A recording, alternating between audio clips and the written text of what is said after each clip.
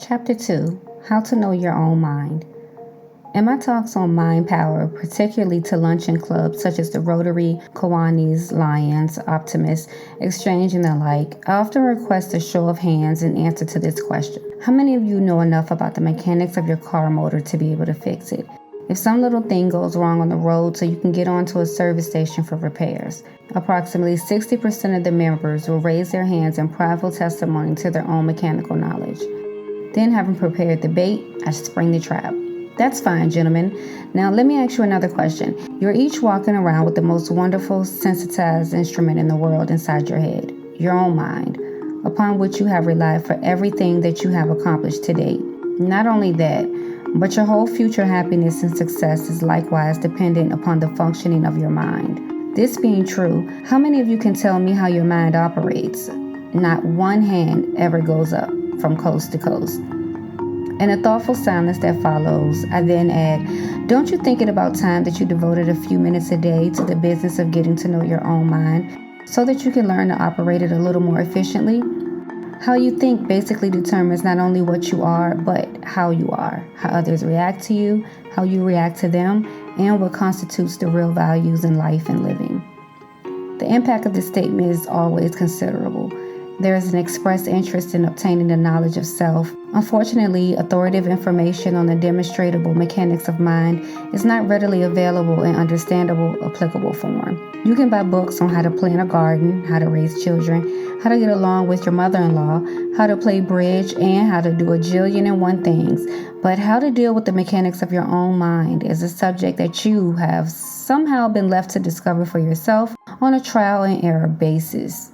Whenever you have had unexpected and spontaneous evidence of the breakthrough of E.S.P impressions, you have either decided such happenings were due to chance or coincidence, or you've been awed and mystified, perhaps just a bit fearful of the phenomena. Whatever your reaction, unless you possess an unusual degree of developed or naturally endowed sensitivity, you have doubtless kept these psychic occurrences pretty much to yourself or confided them only to friends or loved ones whom you felt would understand. It is also probable that you haven't known how to proceed in the handling of these powers. Not too many writers on the subject of E.S.P have undertaken to explain the operation of the mind or to present practical, workable techniques designed to enable individuals to gain conscious control and direction of their higher powers. To attempt to do so is to assume a serious responsibility because the pitfalls as well as the advantages must be clearly pointed out. But we have had so much misinformation that many interested men and women have been misled and have gone off the deep end mentally, developing self-delusion and hallucinations rather than the acquirement of genuine phenomena. For this reason, an urgent need exists for some reliable instruction on using E.S.P faculties. Let me say at the outset, however, that there is much we do not yet know about these higher powers of mind. That is why the exploration is so challenging and gives promise of such fruitful results as we proceed with caution into the unknown. I believe that the methods I have used and the experiences I've had can serve as a safe guidepost to you. I propose to confess freely at all times what I feel I have not proved or demonstrated in my own research and experimentation. When I am speculating, you will know it. When I have my doubts, you will know it. But when I tell you that you can expect results if you faithfully practice certain techniques of thinking that I suggest, you can pretty well count on your developing the ability to have a similar experience. The technique that has worked for me should also work for you. When I started my experimentation as a young man, I decided to work, if possible, with people of my own age. There were two reasons for this. One was that few older persons in that day would have taken such proposed experimentation seriously, and the other was that youth is usually more open-minded, receptive to new ideas, and willing to try almost anything if there's an element of physical or mental adventure involved. Even so, I had to choose my co-experimenters carefully to avoid being laughed at. When the courthouse clock struck 2. When I read extracts from the book by Thomas J. Hudson to a high school friend named Homer and told him of my experience with the electric light linesman, he volunteered to try telepathy with me. Since Hudson had stated that it was easier to transmit a thought to a person when he was asleep and the conscious mind at rest, Homer suggested, why don't you try to send me a thought some night while I'm asleep and wake me up at a certain time? I happen to be a sound sleeper and I seldom wake up for anything. This simple experiment appealed to me, but I told Homer I would not attempt it immediately because I felt he would be anticipating it too strongly, and this might interfere with possible results. Homer said he would forget about it until and if something happened. He lived on the other side of town from me, and while we attended the same school, I did not see him again until after the experiment was tried. On the third night following our agreement, I sat in my bedroom about 10 o'clock at night, at a time when Homer had said he was usually at home and asleep. I could look out the window at the night sky and see the face of the clock on the courthouse dome 2 blocks away. Before me on my lap was a copy of the high school annual, turned to a page which showed Homer's photograph. I felt somehow that if I could be aided in visualizing Homer's features in my mind's eye while I addressed him vocally as well as mentally, that this would assist me in the transmission. This was solely my idea. I looked at Homer's picture till I could shut my eyes and see his image in my mind's eye. Then, fixing my attention upon him, I spoke, putting all the feeling I could behind my words. Homer, this is Harold. You are going to awaken exactly at 2 o'clock this morning, and think of me as you hear the town clock striking 2. I kept on repeating this statement for about 15 minutes, sometimes opening my eyes and gazing out the window at the town clock and picturing the hands pointing at 2 a.m., and then closing my eyes and retaining in my mind this visualized image, which I then willed to Homer. I felt myself to be under quite an emotional strain, as though some energy was going out from me and was not being received. These are feelings difficult to describe. It was almost as though I had made contact with Homer's subconscious mind and had been repulsed. This caused me to try even harder to get through to him. All of a sudden, there came over me a feeling of great mental relief, as though the message I had been sending had finally found lodgment in Homer's mind. Instantly, I discontinued the attempted transmission and went to bed and to sleep. The next morning, I was awakened at 7 o'clock by the ringing of the telephone and sensed instantly who it was. "Hello, Homer? Did it work?" I greeted. "Did it work?" said Homer excitedly. "What time did you try to wake me up?" "Just as the town clock was striking 2, I said. "That's it," cried Homer. "But don't ever do it again. I came to, wide awake. I could feel your presence in the room, and it seemed like you had touched me on the forehead. I heard the town clock strike. It was uncanny. I had to get up and turn on the light before I could get rid of the feeling that you were right there with me." Gosh, there's something to this, all right, but it's too scary for me. If Homer was startled by this experience, I was equally so. As I tried to think through what had happened, it raised a number of questions. Since I had concentrated on Homer shortly after 10 p.m., he must have received my thoughts at that time. Had I then performed what might be termed post-telepathic suggestion, which caused Homer to be awakened at the time designated, I myself had slept through the striking of the town clock. Had my subconscious mind at the appointed time, however, taken some action which aroused Homer? Had some energy gone out from me at the 2 o'clock hour which had given Homer the impression that I had actually touched him and might even be present in his room? I knew nothing about astral projection in those days, or I might have speculated from Homer's report on the possibility that I had left my physical body and paid him a visit, without any conscious awareness of such a happening. Whatever the correct explanation may have been, there was absolutely no question as to the success of the experiment. In later years, with considerable experience behind me, I came to realize that I had stumbled upon a most effective method for transmitting the message. It helps tremendously to hold in mind the mental image of the individual to whom you are sending. By looking at a full-face photograph of Homer, I felt that I was in direct contact with him and that time and distance had been annihilated. It was as though a circuit had been closed between us as I looked into his eyes and repeated my message again and again. Had Homer been awake, he still might have received my thoughts in his subconscious, but if his conscious mind had been concentrating on something else, it is doubtful if my thoughts, so received, would have been acted upon. You remember that when I received the impression from the mind of the linesman not to turn on the light, my entire attention was fixed upon the light at that moment, and the conditions for reception were ideal. In addition, the linesman was emotionally aroused, and I now was convinced that this had been a powerful factor in the successful transmission. Obviously, the situation with Homer was not of the kind to arouse in me a feeling of extreme urgency. I could only put behind my sending a strong desire that he receive my communication. You can well imagine, however, that I was greatly heartened with the result and eager to find other subjects willing to conduct tests with me. Lovers make up. by telepathy. Some months later, a girl named Persis, who lived on our block and to whom I had confided my belief in telepathy, called on me to ask my mental health. She said, "Harold, I just learned that my boyfriend is home on leave from the Navy. He's in the country visiting his folks. They have no telephone, and I wouldn't get in touch with them anyway because Yunker and I have had a falling out. However, I really like to make up if he will phone and want to see me. Now, if there is anything to telepathy, here's your chance to prove it. Send Yunker the message to phone me and make a date for us to get together tomorrow night, Sunday. You'll make a believer out of me if he does." Persis had called me with this request on Saturday evening. I told her that this sounded like a tough assignment, especially since she and Yunker had broken off, but that I would see what I could do. I waited until late that night until I was reasonably certain that Yunker was in bed and asleep.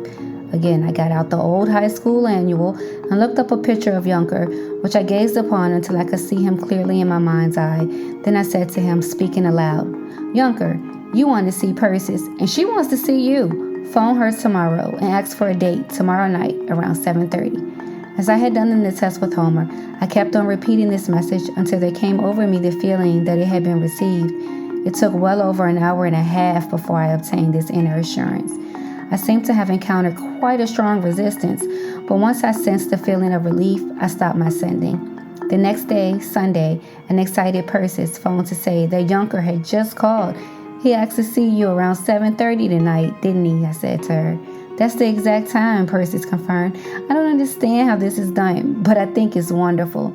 She had nothing on me. I didn't know how it was done either. All I knew was that I had concentrated as described, and in 2 instances, 2 different young men in a sleepy state had apparently received my thoughts and had acted upon them on awakening. These had been simple little experiments, but to me, a novice, they seemed to be most significant. They whetted my appetite for more study of these mysterious powers of mine. Radio was just coming into wide usage, and this led me to wonder whether a mental ether existed in which thought waves traveled somewhat akin to radio waves. Was there a vast network of minds with which each human creature was identified on subconscious levels? And what was each individual actually without realizing it? A transmitter and a receiver? Were telepathy valid, then it appeared that myriad thoughts were being exchanged between minds all the time, and that people were being influenced one way or another, usually without any conscious awareness of it or any developed ability to identify the different sources of this influence. A whole new world of mental possibilities opened up before me, as frightening as it was thrilling. I could see great dangers as well as great benefits to be derived through development of these higher powers of mine. I reflected that every invention of man, depending upon how it was used, could result in either good or evil. However, the fact that destructive use might be made of any of man's creations had not kept him from creating. Fortunately for me, I was interested in athletics. Otherwise, I believe I would have gone overboard in my delvings into what was then called psychic phenomena. It could easily have unbalanced me. I have since had impressed upon me the absolute necessity of maintaining one's mental and emotional stability and seeing to it that one possesses a sound mind and a sound body as a protection against any and all influences that might not be desirable. Confronted as I was with the proof of mind power beyond the reach of the 5 physical senses, I realized at the same time how woefully inadequate was my knowledge of the functioning of mind. I felt that if I could obtain an overall grasp of the operation of mind, it would lead to better and better conscious control of every phase of my being, and this, in turn, would help me cope intelligently with the elusive E.S.P faculties, and perhaps eventually bring them under some degree of induction and direction. Once having reached this decision, I found myself embarked on what turned out to be a lifelong quest. The challenge of the unknown in the realm of mind is still before me. The progress has been slow, often disheartening, sometimes disillusioning, but always with enough intriguing results to be inspiring. Today, I'm able to set forth, in simple terminology, the mechanics of your mind. You can prove these mechanics for yourself by testing them out in your own life. They cover essentially the entire range of your mind's operation. You may or may not be already familiar with some of these facts, but it is well to review them before you enter upon the adventure of serious E.S.P exploration. For convenience and ready understanding, I am dividing the mind into 7 distinct levels in the order of their depth and consciousness. Your first level is your conscious level. This is the area in which your conscious mind operates. This part of your mind is limited entirely by the functioning of your 5 physical senses. It is the mind with which you contact the external world in which you live. It is your reasoning, guessing, wondering, calculating, assimilating mind. It pours into your subconscious mind a constant stream of mental images of everything that happens to you, together with the feelings that these happenings have aroused. 2. Your subconscious body control level. This is the area wherein exists the intelligence that controls and directs the general functioning of all organs of your body, such as your heart, lungs, stomach, kidneys, and the like. This control is exercised, as you know, without your having to give conscious thought to it. But your fears and worries and hates and other destructive emotions can upset this control by the subconscious. Number 3 is your memory level. This area of your subconscious is the storehouse for all impressions of your outer world experiences which have been received through one or more of your 5 physical senses. These impressions exist in the form of mental pictures. Associated with each picture is the feeling you had at the time, good or bad. These memories ordinarily can be drawn upon as needed on the demand of your conscious mind. Number 4 is your creative power level. This is what may be termed an electromagnetic area, which reacts instantly to your strongly felt desires or fears and sets up a power of attraction to draw you whatever you have been picturing. Using these pictures as a builder would employ a blueprint. If your thinking is right, this creative power will go to work to help attract to you the conditions, circumstances, resources, opportunities, even the people you need to meet to bring you the things in life you most desire. Number 5 is your healing power level. This is a level which contains what I call the life energy. When you are sick or injured, this reserve recreative energy goes into action, permeating every cell of your body and doing a revitalizing job. You call upon this energy when you pray for or mentally picture your restored health. Number 6 is your intuitive level. This level of mind contains your E.S.P faculties. These faculties are not limited by time or space or the area of the physical body, as are your 5 physical senses. They function through your conscious level in the form of what ordinarily is referred to as your intuition. You are often guided and protected in your everyday life by the fusing of these impressions with the thinking of your conscious mind. Number 7 is your cosmic consciousness level. This is the highest level of consciousness and lies most deeply within you. It is your link with the infinite. Through it, you can sense at times the possibility of existence beyond the physical body. When you learn to relax your physical body, make your conscious mind passive and turn the attention inward toward the center of your being. You can then, in this inner stillness, make contact with what only can be described as the God presence or God consciousness. This is the level from which all true illumination and inspiration comes, to which all genuine spiritual leaders and mystics have attuned. To help you visualize the relative position of your ego, your identity, your soul, that's something which says, I am I, to you. Picture your entity as existing in the center of a circle. Surrounding this self are the 7 levels of consciousness. The outermost band, or level, begins with your conscious level, and each level thereafter extends inward toward the center or ego in the order given. Of course, this is not the actual arrangement of mind, but it is difficult to picture consciousness in a way to give you an understanding of its related areas of operation. We know that such areas do exist and do function, and this is the all-important fact.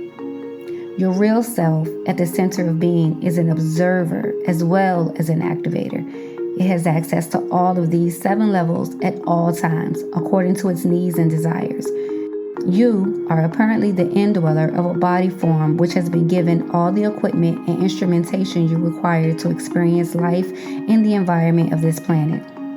Possessed of the power of free will and free choice, it is up to you to make the best of the material and the forces with which you have been endowed. But few human creatures has of yet even began to tap the potential of their full inner resources or to organize effectively their various mental faculties and sensory capacities.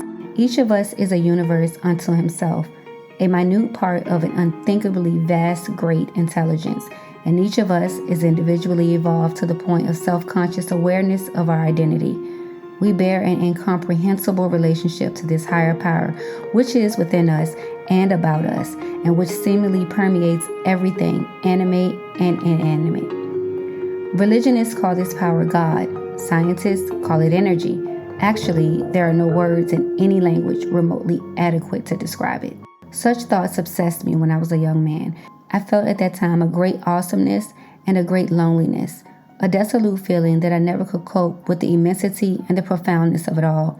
But with the passage of time and the little wisdom that has come through the years of maturing experiences, there has developed in me a deep, ever-flowing well of knowingness, the feeling that I have an eternity in which to seek and to find the answers which my soul craves. If through what I say in these pages, there can come to you as there has to me this lasting inner assurance, then I shall have been paid in full. This is the knowledge that all human creatures throughout all time have been blindly seeking. It is the knowledge which will be revealed only through development of self and the E.S.P faculties, which are related to planes of being beyond the physical limitations of sense, and which can lead all men eventually to a conscious attunement with their Creator. But what we need here and now is that knowledge of self, which can enable us to face life successfully where we are. I could make little progress in my own development until I learned fundamental facts about the operation of the mind. Here they are. You think basically in mental pictures and not in words. Everything that happens to you takes the form of a mental picture in your memory. Recorded with it is the feeling or emotional reaction you had at that time. If what happened aroused feelings of fear or hate, these impressions are now a part of your inner consciousness. Just because an event is past is no indication that it no longer has any effect upon you. The experiences of an entire lifetime up to the present moment are still alive in another form in your memory stream. If this were not so, you could not recall them at will or be mentally or emotionally disturbed upon remembrance of some unhappy occurrence or feel the reoccurrence of some tragic or regretted happening. It is impossible to escape the ultimate results of your past thinking, good or bad. This is because, as I have stated, like attracts like in the realm of mind. You are influenced not only by how you have reacted mentally and emotionally to past experiences, but by the nature of your desires and aspirations, as well as your fears and hates. This is due to the fact that your creative power of mind is designed to reproduce for you and your outer life, whatever you picture. Remember, this creative power has no capacity for reasoning. It follows infallibly the dictates of your conscious mind, accepting all mental pictures and the feelings associated with them, as though they were blueprints for reproduction in your outer world. You and your conscious field of expression, by the exercise of your reason and your will, represent the only force that can change or eliminate these pictures, and thus checkmate any intention this inner creative power might be taking because of them. This picturization is the process of mind which has been operative since the origin of the first human creature. With all the languages man has developed, his words are still but symbols of his feelings and the mental images he perceives and conceives. In fact, the very diversity of man's languages has brought about problems of semantics and conflicts which need not have arisen had man been able to sense properly his fellow creatures' real feelings and motivations. What happens when E.S.P comes in? The difficulties are compounded as man begins to be aware of the manifestation of E.S.P faculties. All of a sudden, he may find mental images and strong feelings from the minds of others fleeting in and out of his consciousness, or even taking temporary possession. Quite often, he may not recognize what has happened and may interpret impressions as coincidence or happenstance. On other occasions, the E.S.P experience provides so vivid and so unmistakable that he knows something beyond the ordinary has happened, even though he can't explain it. It took me some time to discover that each one of us is surrounded by what might be termed an electromagnetic shield, which normally insulates us from the superimposition of any other minds over ours. If this were not so, our minds would be constantly overrun by all manner of thoughts and feelings. This protective force field can be broken down only by ill health, a strong mental or emotional upset, hypnotic suggestion and control, alcoholic or narcotic addiction, and insanity. When one or more of these conditions exist, the entity is made susceptible to outside influences and their possible domination. Some men and women possess mediumistic power, the ability to take on conditions in the mind and body of another and to accurately report a physical or mental state or tell of past experiences in the life of that person, or even occasionally predict an event coming toward him in time. These people can testify to the effect of external influences on their own consciousness, influences which often are reflected in their own physical reaction. When such sensitivities surrender their own identities and consciousness in their trance state and let other purported entities speak through them or utilize their minds and bodies for automatic writing, psychokinetic demonstrations, or various forms of materialization, they are risking possessive and obsessive dangers. Also, they risk the possible manifestation of one or more secondary personalities, which are segments of their own ordinarily repressed nature. In fact, it is often difficult to distinguish the difference between the secondary personality and the so-called discarnate intelligence, since the subconscious mind, uncontrolled, has a suggestive and imaginative capacity. I am indicating at this point the profound mysteries which confront us as we undertake a rational and scientific investigation into every aspect of human consciousness. I have found, as you will find, that it is extremely difficult to separate one's imaginative faculties from the E.S.P. The imagination instantly seeks to embroider or creatively to fill in all missing details. Quite often, what the mind already knows about an individual or a situation is called from memory in an attempt to enhance whatever impression is being received from the mind of another. Thus, mental pictures already stored in memory become fused with mental images telepathically picked up from another mind. To prevent such coloring and to keep incoming impressions from adulteration by one's own mind requires the developed ability to sense these intrusions and to rule them out. Because of the incessant activity of mind, it is difficult, if not impossible, for any genuine telepathist to establish and maintain 100% accuracy. Whenever I hear claims that certain sensitivities are always able to secure correct impressions, I know they must be employing trickery of some kind. In my experiments, under scientifically observed conditions, I've been credited with more than 70 to 90% accuracy. There is and always will be a margin of error, nor is it possible for any sensitive absolutely to guarantee above chance results. An experienced telepathist may repeatedly make significant scores under test, but there are elements of physical and mental fatigue and sometimes disturbing external factors which can impair his ability to demonstrate his E.S.P powers. I will have more to say about these problems of communication as we proceed. At this juncture, I suggest you review the fundamental facts contained in this chapter. Make this knowledge a subconscious part of you, and begin to employ the techniques of thinking which can lead to more effective use of your full mental powers. Now check what you have learned in Chapter 2. Many people know how their cars work, but few people know their minds work. It can reward you greatly to find out. An early experiment showed me that the sleeping mind is receptive to thoughts sent from a distance. When attempting that, it helps to have a photograph of the receiver to help you visualize him as you send your thoughts. The mind appears to work on different levels, not physically separated from each other, but having different functions. These levels are your conscious level, your subconscious body control level, your memory level, your creative power level, your healing power level, your intuitive level, your cosmic consciousness level. Your real self is at the center of your being, has access to all of these 7 levels. You have free will and free choice. Using your mind well or not using it well, you can make the best or the least of the wonderful forces with which you are endowed. Your mind contains the record of past events and with them can replay all their burden of emotion. Thus, you cannot escape the cumulative consequences of your thinking, be they good or bad. E.S.P may expose you to thought pictures from other minds which you think are your own. This may account for clairvoyance and other mental phenomena.